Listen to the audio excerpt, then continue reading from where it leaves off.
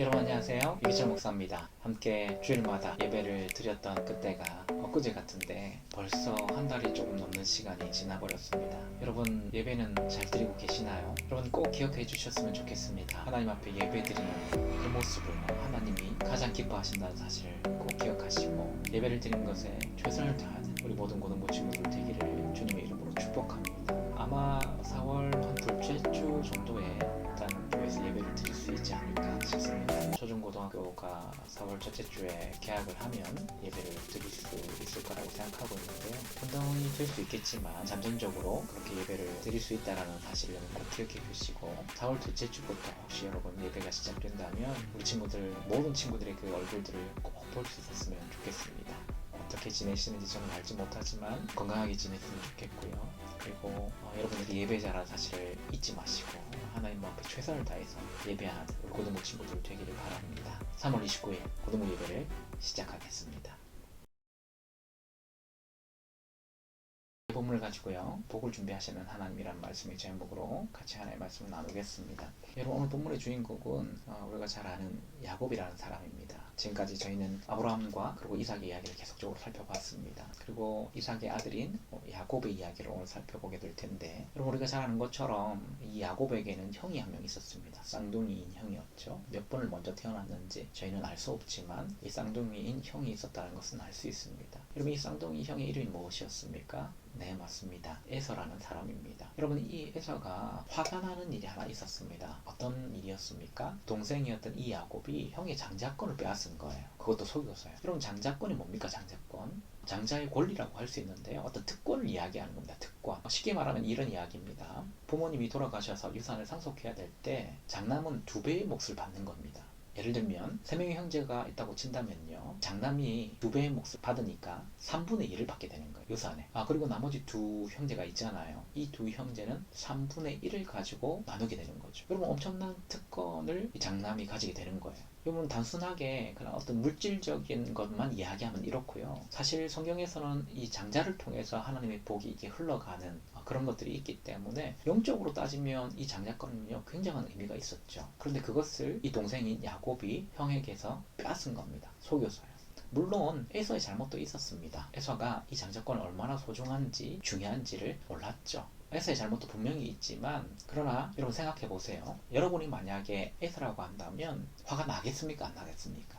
저라면 굉장히 화가 날 것 같아요. 에서도 아마 그랬던 것 같아요. 그래서 야곱을 만나면 내가 죽이리라 그렇게 말을 했다라고 성경 말씀하고 있습니다. 어떻게 보면 완전 콩가루 집안이죠. 속된 말로 그렇게 표현하는데 그렇게 야곱과 에서의 사이가 틀어지게 됩니다. 부모였던 이 이삭과 리브가가 당연히 걱정이 되겠죠. 아들이 둘밖에 없는데 이 두 아들이 사이가 좋지 않는 형이라는 사람은 이 동생을 죽이겠다고 말을 하는 살벌한 어떤 분위기 속에서 이 이삭과 리브가가 야곱을 부르게 됩니다. 그리고는 이 야곱에게 집을 떠나라고 이야기합니다. 외삼촌이 있는 하란으로 가라. 그렇게 이야기해요. 명분상으로는요. 야곱이 가나안 땅에서 아내를 찾는 것이 아버지인 이삭이 마음이 좋지 않다. 그러니까 외삼촌이 있는 그 하란으로 가서 아내를 찾았으면 좋겠다 이거였습니다. 그런데 사실은 에서가 굉장히 화가 나 있으니까 이 에서 때문에 이 집안에 불미스러운 일이 일어날까봐 그것을 방지하기 위해서 야곱을 피신시킨 것이죠. 그래서 야곱은요 자기가 살았던 고향을 떠나서 하란이라는 곳으로 가게 됩니다.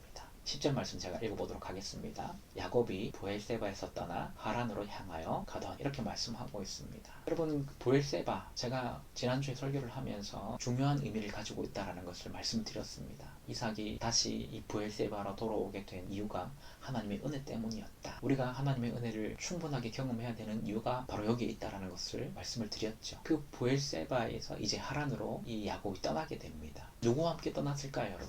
사랑하는 가족들요? 아니면 자기 집에서 수종을 들던 어떤 노예랑 하란으로 떠났을까요? 아닙니다. 혼자서 떠나게 됩니다. 여러분 생각해 보세요. 이 야곱이 얼마나 외로웠을까요? 그런데 감사하게도요. 이 하나님이 야곱을 잊지 않으십니다. 그리고 이 야곱을 하나님께서 만나 주셔서 하나님의 복을 약속해 주십니다. 11절 말씀입니다. 제가 한번 읽어볼게요. 한 곳에 이르러는 해가 진지라 거기서 유숙하려고 그곳에 한 돌을 가져다가 베개로 삼고 거기 누워 자더니 여러분 11절 말씀에서 보니까 야곱이 하란으로 가는 도중에 밤이 늦어서 잠을 자는 장면을 보게 됩니다. 그런데 이 장면이 너무 쓸쓸해요. 너무 외롭게 보여요. 집도 아닙니다 여러분. 그냥 밖에서 뭐 요즘 말로 하면 비박이 될 수도 있겠죠. 밖에서 그렇게 혼자 잠을 자게 됩니다. 얼마나 외로웠을까요? 여러분, 이 일을 야곱이 계획한 건 아니었잖아요. 자기가 이런 일을 겪게 될 거라고 생각을 했겠습니까? 자기가 집을 떠나서 하란으로 가게 될 줄 알았겠습니까? 아마 생각하지 못했을 거예요. 그런데 이런 외로움이 야곱에게 찾아왔다는 것이죠. 여러분, 이렇게 야곱뿐만 아니고요, 인생을 살아가는 많은 사람들이 외로움의 때를 경험하게 됩니다. 여러분, 어떻게 보면요, 인생 자체가 외로움의 연속이라고 할 수 있습니다. 청소년기에는요, 친구에 대한 문제로 외로움을 겪게 되는 경우가 굉장히 많이 있습니다. 여러분들 많이 얘기하잖아요. 목사님, 저는 왕따예요. 목사님, 저는 친구가 없어요. 어떻게 보면 장난처럼 그렇게 얘기하는 친구들이 있을 수 있지만, 사실은 여러분들이 친구들 때문에 외로움을 경험하는 경우가 굉장히 많이 있잖아요. 여러분, 어른이 된다고 해서 이 외로움이 해결될 거라고 생각하십니까? 아닙니다, 여러분. 어른이 되면요, 뭐 직장 생활을 하면서도 외로움을 많이 경험할 때가 있고요. 나중에 결혼을 해서 가정을 이루었을 때도 마찬가지로 외로움을 느끼는 경우가 굉장히 많이 있습니다. 뿐만 아니라요, 나이가 들어서도 노년에 이르렀을 때에도 이런 외로움을 경험할 때가 참 많이 있습니다. 특별히 사랑하는 배우자를 보내고 어떤 외로움을 느끼면서 인생의 마지막을 준비하시는 분들을 보면요, 참 외롭겠다라는 생각이 많이 들잖아요.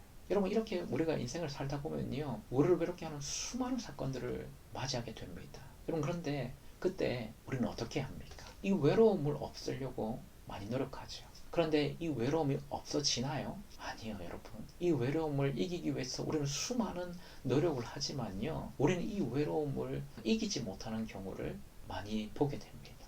여러분, 혹시 이 사람을 아시는지 모르겠습니다. 여러분, 이 사람은 누구일까요? 예, 이 사람은요, 신원호 PD라는 사람입니다. 드라마 감독으로 활동을 하고 있는데, 이 사람 작품 중에서 사람들이 많이 본 드라마들이 많이 있습니다. 응답하라 1997을 비롯해서 1994, 응답하라 1988, 대단한 인기를 얻었었죠. 이 응답하라 1988 같은 경우에는요. 최근에는 슬기로운 의사생활이라는 작품을 지금 하고 있는데, 이 사람 작품에는요, 공통적으로 등장하는 코드가 있습니다. 여러분, 그게 뭔지 아십니까?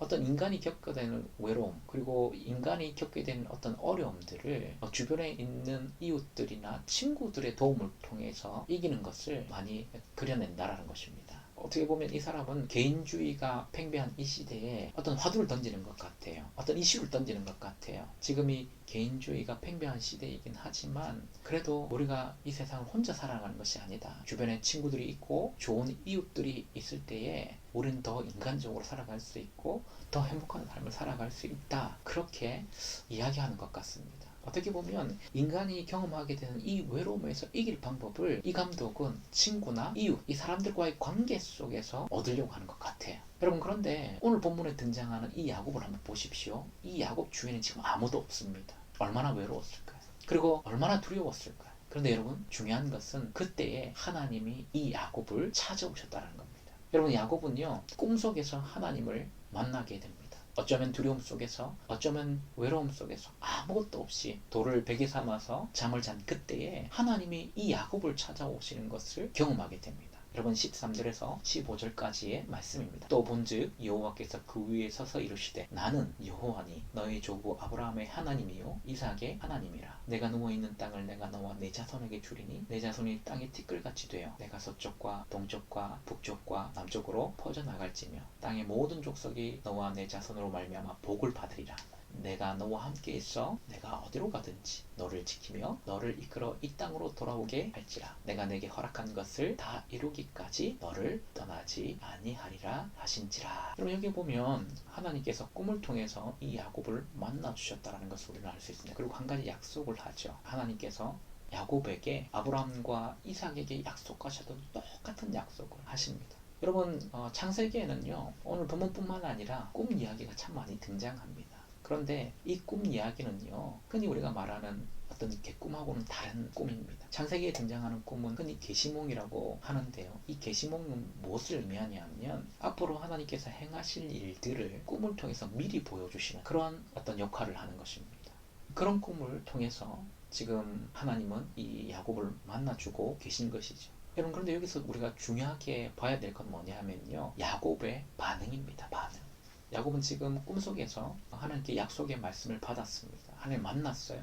그리고 이 야곱이 어떻게 합니까? 그 뒤에 말씀해 보니까 자신이 베개로 삼았던 돌을 세워서요, 그것을 베델이라 이름 붙입니다. 그럼 16절에서 19절까지의 말씀입니다. 야곱이 잠이 깨어 이르되 여호와께서 과연 여기 계시거늘 내가 알지 못하였도다. 이에 두려워하여 이르되 두렵도다. 이곳이요 이것은 다름 아닌 하나님의 집이요 이는 하늘의 문이로다 하고 야곱이 아침에 일찍 일어나 베개로 삼았던 돌을 가져다가 기둥으로 세우고 그 위에 기름을 붓고 그곳 이름을 베델이라 하였더라. 이 성의 옛 이름은 루스더라. 여러분 지금 어떤 상황이라고요? 야곱이 잠을 잤어요. 황량한 곳에서 외로움에 두려움에 떨다가 잠을 잤습니다. 그리고 꿈을 꾸죠. 그 꿈을 통해서 하나님의 약속을 받게 됩니다.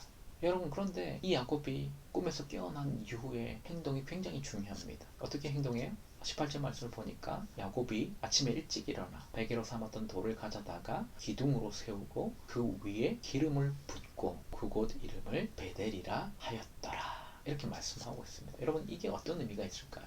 여러분 이것은요 이 일을 야곱이 그냥 지나치지 않았다라는 것을 의미하는 것입니다. 다시 말하면요 하나님의 말씀을 붙잡았다라는 것을 의미한다라는 것입니다. 사랑하는 여러분 저는 저와 여러분에게 필요한 것이 바로 이거라고 생각합니다. 하나님의 말씀을 나에게 주시는 말씀으로 붙잡는 것이 우리에게 필요하다는 것이죠.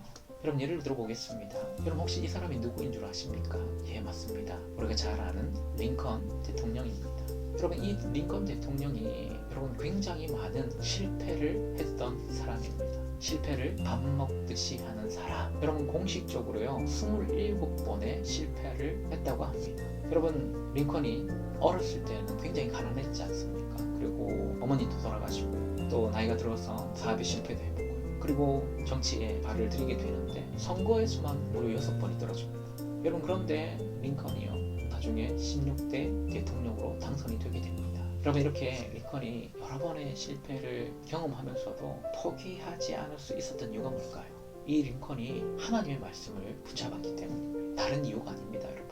여러분 이 링컨이 욥기 23장 10절 말씀을 붙들고 그 실패 가운데에서도 다시 일어날 수 있었다고 합니다. 그 말씀은 이런 말씀입니다. 그러나 내가 가는 길을 그가 아시나니 그가 나를 단련하신 후에는 내가 순금같이 되어 나오리라.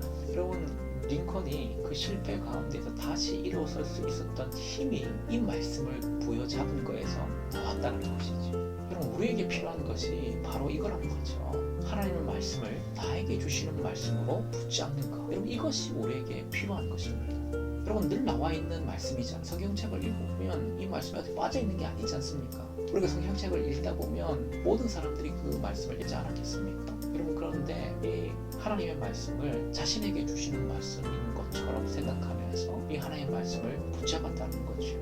사랑하는 여러분, 저는 저와 여러분들이 야곱이 그랬었던 것처럼 그리고 링컨이 그랬던 것처럼 이 하나님의 말씀이 나와 상관없는 말씀이 아니라 이 하나님의 말씀이 나에게 주시는 말씀이라고 생각하고 이 말씀을 붙잡는 은혜가 있기를 주님의 이름으로 축복합니다. 그때에 우리의 인생의 방향이 달라진다는 것이죠. 야곱이요 그 외로움 가운데 찾아오신 하나님의 말씀을 우습게 여기지 않고요 자신에게 주신 이 하나님의 말씀을 붙잡았습니다. 그때에 여러분 이 야곱의 인생의 방향이 바뀌어지기 시작한 것이죠. 우리는 어떻게 살아가고 있습니까? 여러분 저는 저와 여러분들이 여러분 하나님의 말씀을 붙잡으면서 또 하나님이 약속하신 성경에 약속하시고 수많은 믿음의 선배들을 통해서 약속하신 하나님의 말씀을 붙잡을 때 주시는 그 하나님의 은혜들을 풍성하게 경험하는 저와 여러분 되시기를 주님의 이름으로 축복합니다. 제가 기도하겠습니다. 하나님 아버지 감사합니다.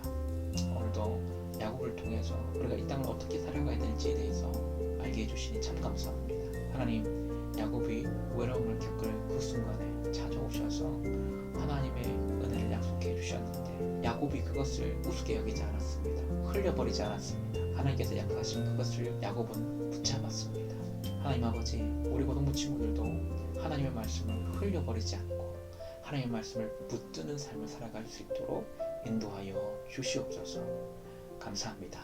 살아계신 주 예수 그리스도 이름으로 기도드립니다. 아멘.